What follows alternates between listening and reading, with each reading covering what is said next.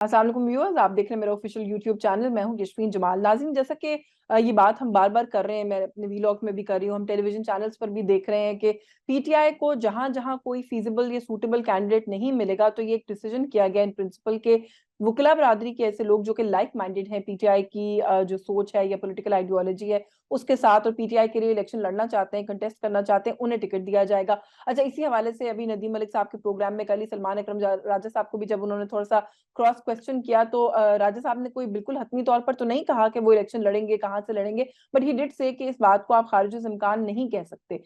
ये हो सकता है, देयर इज अ पॉसिबिलिटी। उन्होंने कहा कि अगर जुल्म बहुत बढ़ जाए तो उसके खिलाफ फिर कहीं भी किसी भी हद तक जाना चाहिए और आवाज उठानी चाहिए। तो थोड़ा सा इस पर बात करेंगे कि जो वकला का कैंप है वहां पर सब कुछ अच्छा नहीं है, ये खबरें आ रही थी, और कोई दो ग्रुप्स हैं और दो शख्सियात आमने सामने थी, तो क्या मामला है वहां पर, वहां से कोई खबर आई है और उससे क्या कोई थोड़ा सा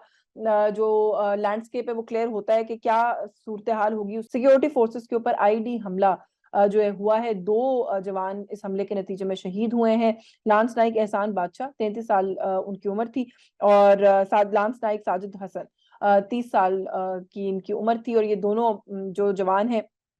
ये शहीद हुए हैं। जनूबी वजीरिस्तान के अंदर भी वाना में जो है वो एक धमाका रिपोर्ट किया गया, और वहां पर जो इलाके के सरदार हैं उन समेत, और आई थिंक उनके बेटे भी, जी बिल्कुल, उनके बेटों समेत जो है वो 4 अफराद जो हैं वो उसके अंदर शहीद हुए हैं। तो जो सिक्योरिटी से जुड़ी हुई खबरें आ रही हैं मुल्क भर से, वो कोई बहुत अच्छी नहीं है अनफॉर्चुनेटली, और उसमें हम ये देख रहे हैं कि सिक्योरिटी फोर्सेस का नुकसान जो है वो ऐसा लग रहा है कि कोई एक मैटर ऑफ रूटीन हो गया, जो कि हमें बार बार खबर मिलती है कि कहीं ना कहीं से मुल्क भर में जो है वो इस तरह का मामला हो रहा है। अच्छा, एमक्यूएम पीएमएलएन उनके आपस में अलाइनमेंट और उसका पाकिस्तान पीपल्स पार्टी पर क्या इम्पैक्ट पड़ेगा? पीपल्स पार्टी ऑल्दो इसको बिल्कुल डिस्कार्ड कर रही है, उनका कहना ये है कि एमक्यूएम की अपनी क्या स्टैंडिंग है सिंध के अंदर, जो वो किसी और के साथ, और वो भी एक ऐसी जमात के साथ जिनका सिंध के अंदर कोई रूट्स नहीं है जिनके, उनके साथ मिलकर वो हमारा क्या बिगाड़ लेंगे। लेकिन फिर भी मुलाकात हुई है। मुलाकात की जो अंदर की खबरें अभी तक सामने आ रही हैं वो यही है कि एक जनरल असेसमेंट की गई है कि 2013 में, 2018 में कौन कौन सी नशिस्तों पर एमक्यूएम का ज्यादा स्ट्रॉन्ग होल्ड था। 2018 में जो एक दो चार नशिस्तों से पाकिस्तान मुस्लिम लीग नवाज ने कंटेस्ट किया था, वहां पर क्या स्टैंडिंग थी। तो वो ये कहा जा रहा है कि जी उन्हीं को बुनियाद बनाकर एक कोई फॉर्मूला वर्कआउट करेंगे और फिर उस हिसाब से जो सीट एडजस्टमेंट है वो की जाएगी। लेकिन हमारे जरा ये बता रहे हैं कि नून लीग का ये इसरार है कि 10 सीटें जो हैं उसके ऊपर पाकिस्तान मुस्लिम लीग नवाज का कैंडिडेट खड़ा होना चाहिए एमक्यूएम की हिमायत के साथ। तो ये मुतालबा है जो वो किया जा रहा है पाकिस्तान मुस्लिम लीग नवाज की तरफ से एमक्यूएम के साथ, और एमक्यूएम जो है वो फिलहाल टू कीन नहीं है ऑन दिस। देखते हैं कि आने वाले दिनों में ये एडजस्टमेंट और ये मामला जो है ये भी कहा जाता है, लेकिन जो अभी तक खबरें हैं वो यही है कि एक तो ये कंसेंसस दोनों जमातों ने किया जी कि धांधली हुई थी बहुत बड़े लेवल के ऊपर 2018 में। तो अगर वो मामला रिपीट ना होता तब भी शायद जो स्टैंडिंग थी या सिचुएशन थी डिफरेंट हलकों के अंदर वो मुख्तलिफ हो सकती थी। तो वो अब उसी सारे सूरत हाल को बुनियाद बनाकर एमक्यूएम का ये ख्याल है कि एक फॉर्मूला बनाना चाहिए और फिर उस हिसाब से देखना चाहिए कि कौन सी सीट्स पे किस जमात के कैंडिडेट्स खड़े होंगे। जबकि जैसे मैंने कहा कि नून लीग जो है वो इसरार करी है कि नहीं जी 10 सीटें जो है वो हमारी बनती बनती हैं। ये पीटीआई की जो खबर है, जो अफजल मरवत साहब है, शेर अफजल मरवत साहब है, उनको सीनियर नायब सदर मुकर्रर कर दिया गया है पार्टी का। और ये खबर मैंने इसलिए कहा था कि जो मैं कैंप की बात कर रही थी, क्योंकि एक फील जो है वो पीटीआई के लीगल कैंप से ये आ रही थी कि शायद आपस में कुछ मामला, शुएब शाहीन साहब और शेर अफजल मरवत साहब का जो मामला था वो तो जो फटा था वो तो हमने देखा कि पब्लिक में भी आया, और वो एक दूसरे के खिलाफ स्टेटमेंट्स देते हुए नजर आए। बल्कि मेरे अपने टेलीविजन के प्रोग्राम के अंदर भी दोनों को मैंने बार बार मुख्तलिफ औकात के अंदर लिया, लेकिन दोनों एक दूसरे के खिलाफ थे। बल्कि अभी अपने इस प्लेटफॉर्म के लिए शुएब शाहीन साहब का मैंने उसी दिन इंटरव्यू किया, और उस दिन ये खबर आ रही थी कि शायद शेर अफजल मरवत साहब जो है उनकी पार्टी में जगह या गुंजाइश कम होती जा रही है, जिस पर शुएब शाहीन साहब ने कहा कि मैं बहुत हतमी बात नहीं करना चाहता, लेकिन मैं इतना जरूर कंफर्म कर दूं कि हमारी लीगल टीम को इस वक्त हामिद खान साहब हिट कर रहे हैं। मरवत साहब ने खान साहब के साथ जो है वो जो मामलात हैं उनके उनके खिलाफ बयानात भी दिए हैं, वो उनकी जो लाइन है या जो एक डायरेक्शन होती है वो फॉलो भी नहीं करते। तो उनके लिए हो सकता है कि मामलात जो है वो मुश्किल हो जाए, क्योंकि जाहिर है जो सरबराह हैं या जो लीड करें, अगर आप उनकी लाइन को फॉलो नहीं करेंगे तो फिर मामलात खराब हो जाते हैं। लेकिन हमने ये देखा कि खराब होने के बजाय तो ये मामला मरवत साहब के लिए तो कम से कम लग रहा है कि उनके लिए पार्टी में बिल्कुल भरपूर जगह है, वो पार्टी की सीनियर लीडरशिप के रोल के अंदर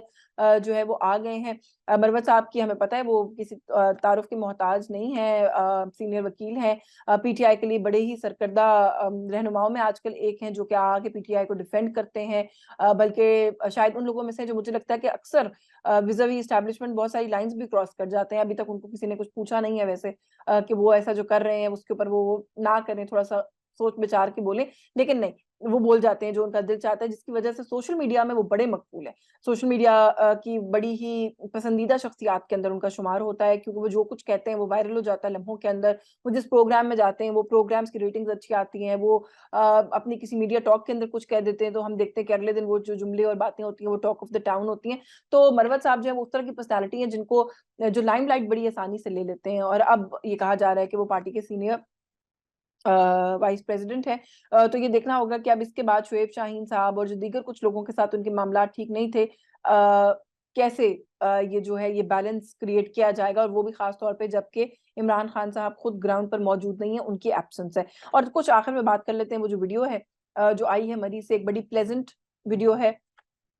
आई डोंट नो, अगर इसका एक पर्सनल एक ह्यूमन एंगल उसके ऊपर बात करूं तो बेटी के साथ वालिद की ड्राइव, एक ऐसी फैमिली जो हमने देखा कि जिस तरीके से उनको मुल्क से बाहर जाना पड़ा, उनको एक दूसरे से अलग रहना पड़ा, उनको जेल काटनी पड़ी इस मुल्क के अंदर पहले, और कितना भी मेरा इख्तिलाफ हो जाए नवाज शरीफ साहब के साथ भी, मरियम साहिबा के साथ भी, आई वुड स्टिल से कि जिस तरीके से नवाज शरीफ साहब की गवर्नमेंट गई थी, मैं हमेशा कहती हूँ वो गलत तरीकाकार था। जिस तरीके से उनके खिलाफ लीगल जो कानूनी कार्रवाइयां की गई नहीं होनी चाहिए थी, वो अभी तक मुझे विक्टिमाइजेशन इसलिए लगती हैं क्योंकि किसी भी चीज के अंदर से कोई हतमी चीज अभी तक नहीं निकली। मरियम साहिबा के खिलाफ जो लीगल केसेस थे उनको भी मैं इसी तरीके से देखती हूँ कि विक्टिमाइजेशन इसलिए है कि वो प्रैक्टिकल पॉलिटिक्स में अब आई हैं, वो केसेस पुराने हैं, और जिस तरीके से उनको बीच में ड्रैग किया गया है, साबित कुछ नहीं हुआ ना। साबित कर दें अगर उन मामलात को तो फिर मेरा ख्याल है कि वो जो डिबेट है वो खत्म हो जाती है, लेकिन अभी अनफॉर्चुनेटली ऐसा होता हुआ नजर नहीं आ रहा। तो वो सारा कुछ देखकर तो ऐसा लगता है कि एक बड़ी प्लेजेंट, एक अच्छी, एक क्यूट सी वीडियो है बाप की और बेटी की, जहाँ पे वो अपनी वाइफ को, एक्स वाइफ को, मरियम अपनी वालदा को याद कर रही हैं और अपना बचपन याद कर रही हैं कहीं पर, कि हम लोग यहाँ पे होते थे, हम यहाँ पर भागते थे, हम खाना कहाँ से लेते थे। So that was a very sweet video in that context. लेकिन इसको अगर किसी और पर्सपेक्टिव में भी देखा जाए कि एक 3 टाइम प्राइम मिनिस्टर जो सेल्फ इम्पोज्ड एग्जाइल में थे, जो वापस आए हैं, इस क्लेम के साथ वापस आए हैं कि वो अब चौथी मर्तबा इस मुल्क के वजीर आजम बनेंगे। मौला बख्श आंडू साहब ने अभी कल परसों मेरे शो पे कहा कि कैदी थे, यहाँ से कैदी के तौर पर गए थे और हुक्मरान बनकर वापस आए हैं।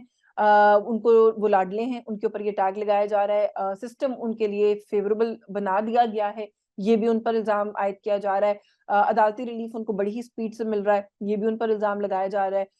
उनके लिए बहुत सारी चीजों को रौंदा जा रहा है, ये भी उन पर इल्जाम लगाया जा रहा है, और मियां साहब जो है वो मरी की सैर कर रहे हैं। इस मुल्क के अंदर इस वक्त पिछले 16 महीने, आप इसको ओन करें, आप इसको डिसओन करें, आपके भाई की हुकूमत थी, शहबाज शरीफ लेड गवर्नमेंट थी। इस मुल्क के अंदर 16 महीने में इस मुल्क के अवाम की जो दुर्गत बनी है, जो उनका बुरा हाल हुआ है, जो उनकी तबाही फिरी है, आप उससे जितना मर्जी दामन छुड़ाएं, दामन छूट नहीं सकता। लोग ये कहते हैं कि शहबाज शरीफ की हुकूमत थी, लोग ये कहते हैं इसहाक डार साहब वजीर खजाना थे, लोगों के जबान पर ये बात है कि वो हुकूमत नवाज शरीफ साहब के जेर साया और जेर असर चल रही थी, क्योंकि आपकी अपनी हुकूमत के लोग ये कहते रहे आके कि हम तो मियां साहब से गाइडेंस लेते हैं, उनसे पूछे बगैर तो हम कोई भी काम नहीं करते, वो तो हमारी पार्टी के ताहियात कायद हैं। तो फिर जब इस तरह के हालात के बाद आज अवाम इस नहज पर है कि वो 2 वक्त की रोटी के लिए मोहताज हैं सर। इस मुल्क में ऐसे लोग हैं जिनकी अपनी पूरा महीना मेहनत करने के बाद अपनी तनख्वाह में इस हद तक गुजारा भी नहीं होता कि वो दिन में 3 वक्त या 2 वक्त पेट भरकर खाना खा सकें, और महीने के आखिर में अब वो लोग मकरूज होते जा रहे हैं। अगर आप जाकर उन लोगों से बात करें, ऐसे में एक ऐसा शख्स जो कि एस्पायर कर रहा है कि वो उस मुल्क को लीड करेगा और क्लेम ये है कि इस मुल्क को मुश्किलात से बाहर निकालना है, इस तरह की वीडियोस आपकी लग्जरी गाड़ियों में बैठकर अगर आप जा रहे हैं और आप सैर कर रहे हैं और आप अपनी अच्छी यादों को ताज़ा करें, ये gestures they do not sit well with the people in the country right now. और सोशल मीडिया पे हमें पता है कि हम बड़े तेज हैं, बड़ी स्पीड से, बड़ी तेजी से चीजें निकाल के ले आते हैं। खासतौर पे जो पीटीआई के लोग हैं और लड़के हैं, वो तो बड़े ही कोई मैं कहती हूँ शार्प है व्हेन इट कम्स टू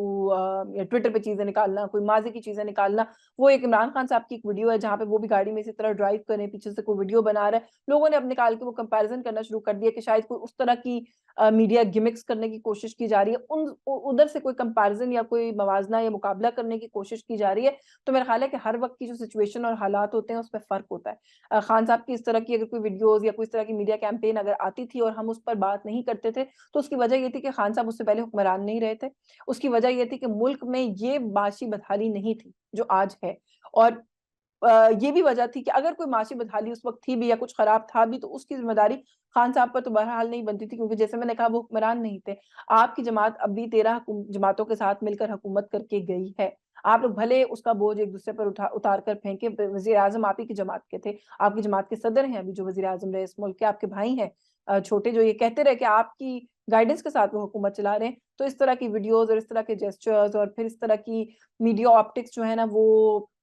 उनके ऊपर एक सवाल है। मेरा ख्याल है कि बहुत सोच समझ कर कदम रखने की ज़रूरत है, बहुत सोच समझ कर आगे बढ़ने की ज़रूरत है। इस मुल्क के लोग बहुत हसास हुए हैं क्योंकि उनके उनके पास अपने बच्चों के पेट पालने के लिए इस वक़्त कुछ भी नहीं है। तो वो जो सेंसिबिलिटीज़ और सेंसिटिविटी है लोगों की, उसका प्लीज़ थोड़ा-सा ख़्याल कीजिए, जो भी आप मीडिया ऑप्टिक्स करना चाहते हैं उनके साथ। इस व्लॉग से मुझे इजाज़त दीजिए। आपको ये वीडियो पसंद आई हो तो इसको प्लीज़ लाइक कीजिएगा, शेयर कीजिएगा, हमारे चैनल को सब्सक्राइब कीजिएगा। Thank you. अल्लाह हाफ़िज़।